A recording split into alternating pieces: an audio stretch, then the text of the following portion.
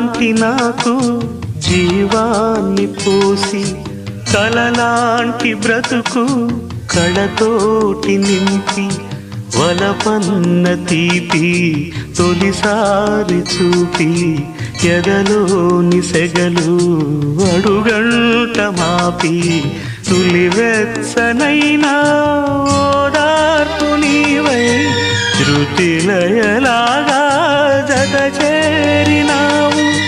నువ్వులేని నన్ను హింసలేను, నా వేదనంతా నివేదించలేను.